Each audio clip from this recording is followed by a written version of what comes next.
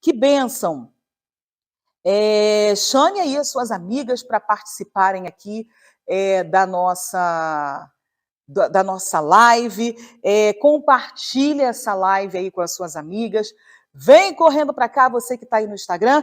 Nós já vamos começar a fazer aqui a entrega do nosso assunto de hoje.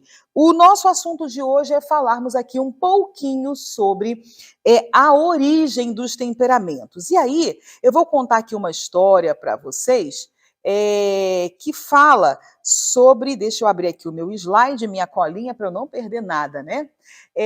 Tem pessoas que acham que esse assunto, inteligência emocional, perfil comportamental, tem gente que desconhece a história e por isso a importância de nós falarmos isso aqui e acha que é um assunto novo. Acha que é coisa da modernidade, coisa de alguns poucos anos para cá. E eu quero lhe dizer que não é.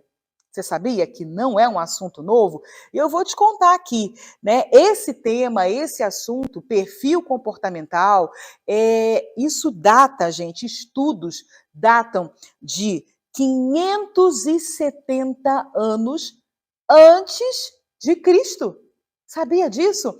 Muito antes, né, de Cristo, quase 600 anos antes de Jesus vir à Terra, os gregos, os filósofos gregos, já observavam e já tinham uma curiosidade para entender algumas características comum entre as pessoas e que havia também muitas diferenças entre esses grupos de pessoas, né? E diz aí, a história conta que eles na época tinham o hábito de ficar nas ruas, nas praças, conversando, filosofando, e começaram a observar que um andava muito rápido, o outro era mais lento, mais distraído, um outro mais tenso, mais focado, e eles começaram a observar, um gesticulava mais, o outro menos, ao conversar, e isso gerou a curiosidade desses filósofos gregos 570 anos antes de Cristo. Olha como esse assunto é antigo, né? E aí a gente vai entender quando a Bíblia fala lá no livro de Oséias que o meu povo perece por falta de conhecimento. Isso é um assunto muito antigo, uma informação extremamente relevante para lhe ajudar a conviver com as pessoas, para lhe ajudar, sabe o quê? A amar as pessoas, a praticar o amor. Sim, porque o amor não é um sentimento, o amor é uma decisão.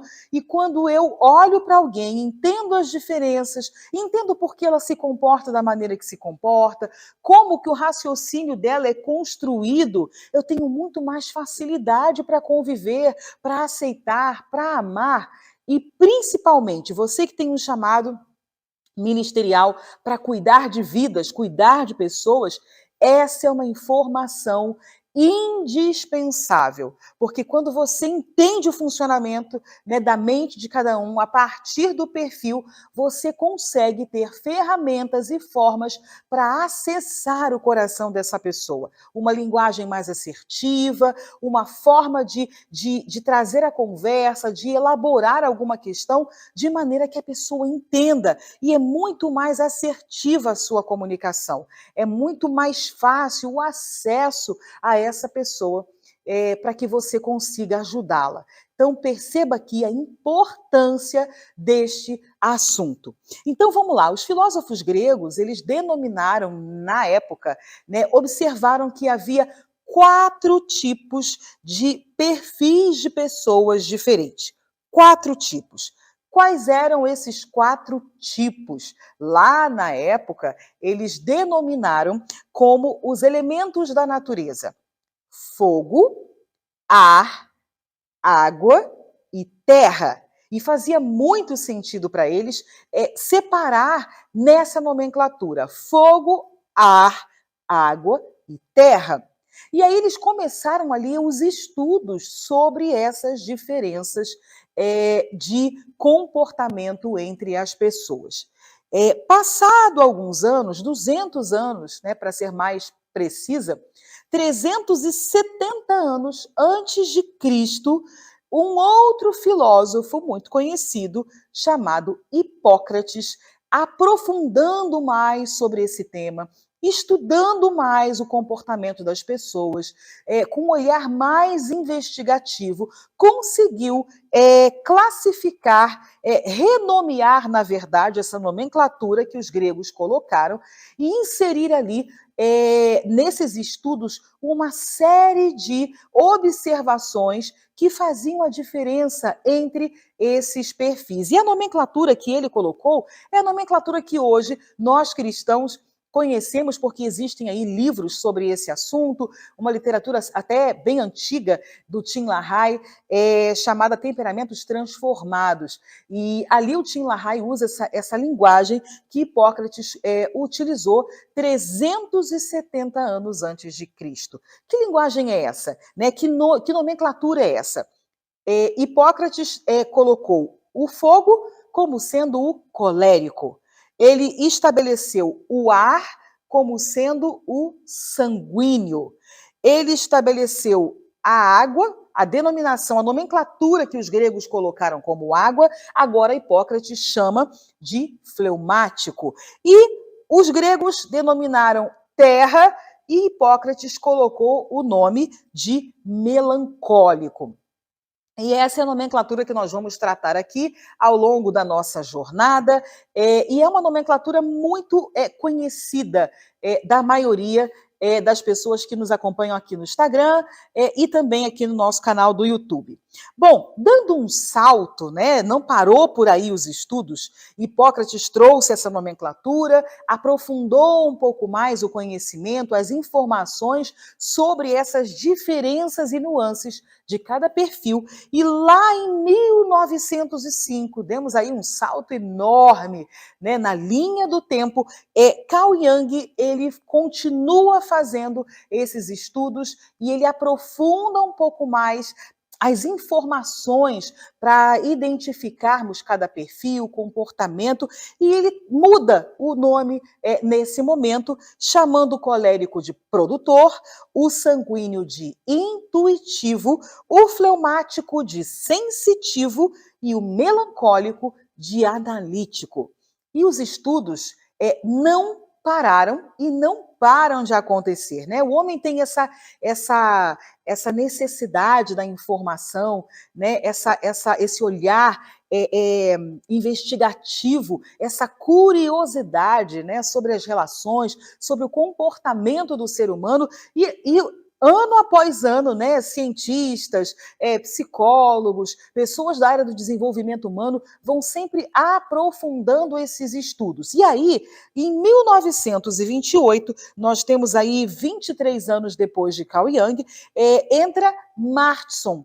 Martson era uma figura política, um pensador, um professor, ele tem várias habilidades, enfim, e na época, em 1928, Martson deu assim um salto nos estudos e na compilação dessas informações, e aí ele muda novamente o nome desses perfis, e aí o que era fogo, que virou colérico, que virou produtor por Carl Jung, e agora Martson chama de dominância, um perfil dominante.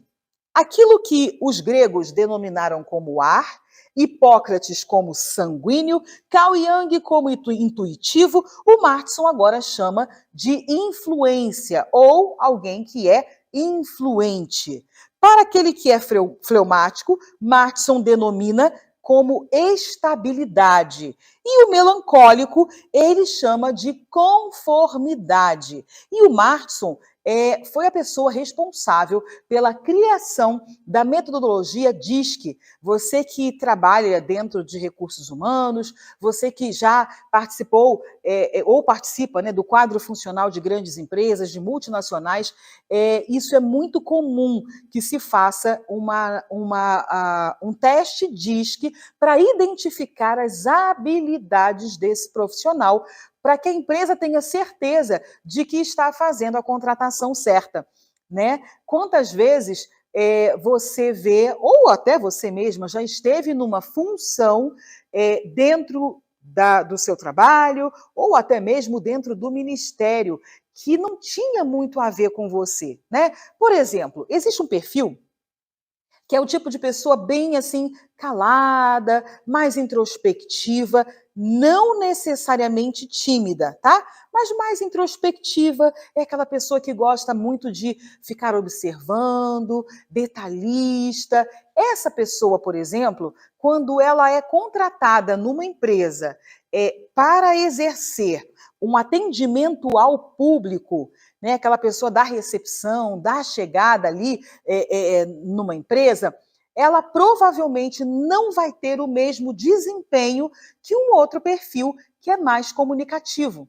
E aí, trazendo para o ambiente da igreja, né, se você coloca uma pessoa com esse perfil mais calada, mais introspectiva, por exemplo, na sociabilidade da igreja, né, para receber ali as pessoas quando chegam no culto, nos eventos que a igreja faz, ela vai ter um pouquinho de dificuldade para que ela consiga exercer ali esse papel com excelência. Ela vai ter que se desafiar para ser aquela pessoa simpática, carismática, comunicativa, né, acolhedora ali, animada, que toda recepção de um evento precisa ter. Percebem aqui? Então, as empresas, elas utilizam essa metodologia DISC, é um teste para identificar o perfil do seu funcionário ou do candidato para perceber, né, e ter a certeza se essa pessoa tem as habilidades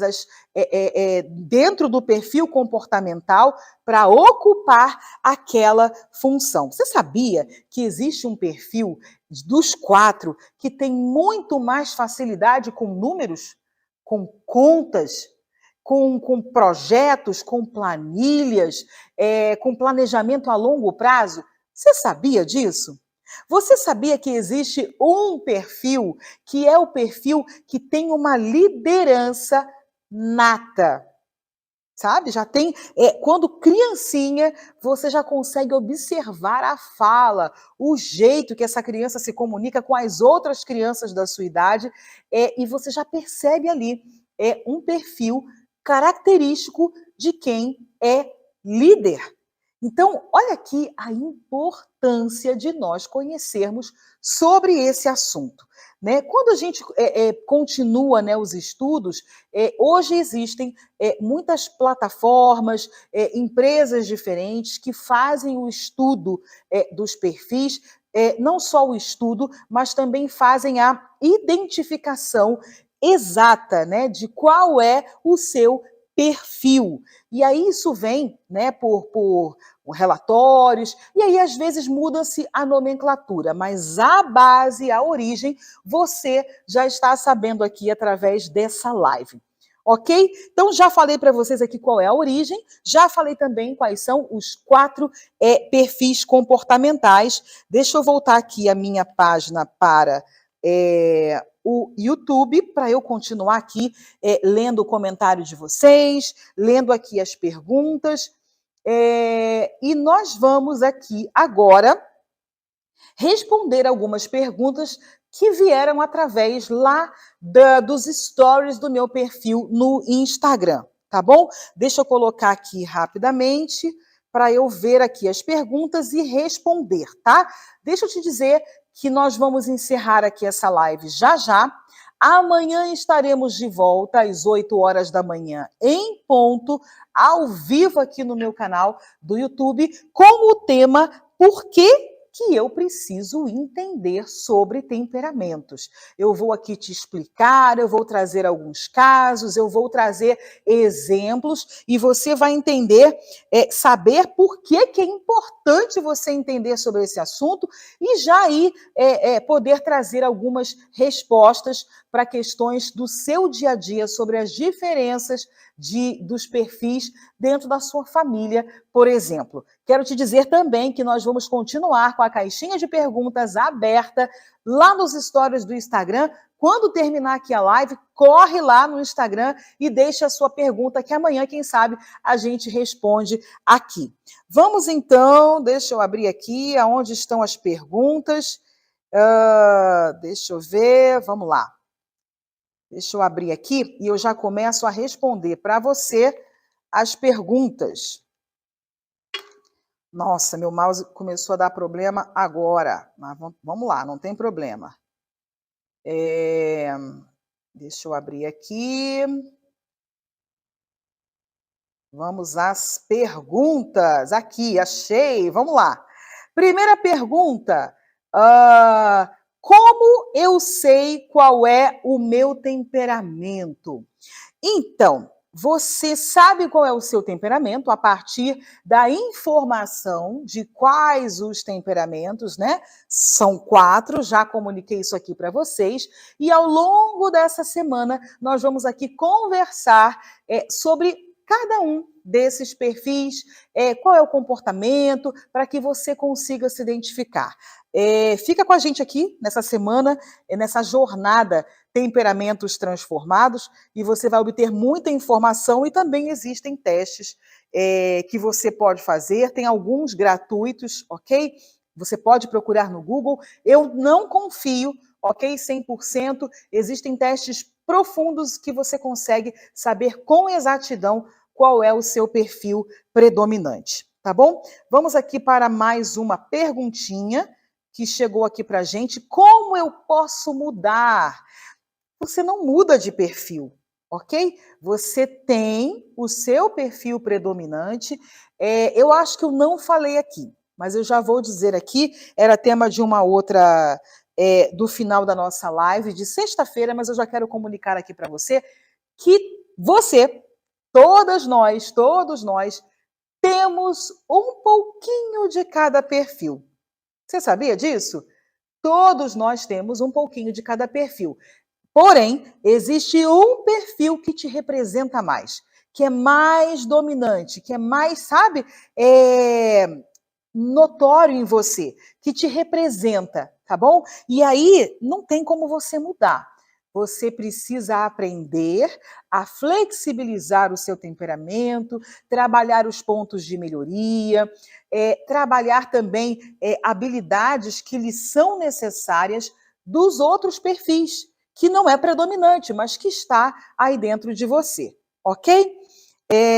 Deixa eu ver aqui mais uma pergunta. Deixa eu passar aqui que eu não vou conseguir responder todas. Posso ter mais de um temperamento? Pode. Você não só pode, como você tem, ok? Estou afirmando isso aqui para você. Qual é o melhor temperamento? Será que existe um melhor temperamento? Eu quero te dizer que não. Não existe. Quando nós olhamos alguns temperamentos, né, que a gente olha, nos causa estranheza, né, coisas em excesso, ali existe uma pessoa que não teve o seu temperamento tratado, ok? Todos os perfis, todos os temperamentos são maravilhosos, desde que eles não estejam servindo como pedra de tropeço, né? Não estejam aí te impedindo de fluir dentro do seu propósito, de amar as pessoas, de manter bons relacionamentos. Eu tenho tem uma frase que a gente sempre escuta, né? Algumas pessoas dizem assim: eu sou tão sanguínea, que eu chego a ser aquela sanguínea hemorrágica. O que a pessoa quer dizer com essa expressão? É que os pontos de melhoria, eu não gosto de usar a palavra defeitos, né? São pontos de melhoria, eles estão muito evidentes, né? E quando nós falarmos sobre a sanguínea, você vai entender quais são as características de uma sanguínea. E tem aqui uma live essa semana, é a de sexta-feira, onde nós vamos tratar sobre os pontos de melhoria de cada um desses perfis. Então, a sanguínea tem pontos de melhoria, a fleumática também tem, a melancólica também tem, e todos os perfis têm, ok? Então, não tem melhor temperamento. Está respondido aí. Vamos aqui. Eu acho que eu sou melancólica. Uma só pessoa pode ter 2 temperamentos? Vou repetir, nós temos os 4 dentro de nós. Porém, um é aquele que mais nos representa em maior evidência. E quando fazemos, né, um teste profundo, nós temos até uma resposta de percentual. Quantos por cento você tem de cada um? Mas sempre teremos um que mais nos representa. Tá ok? Deixa eu ver aqui se nós...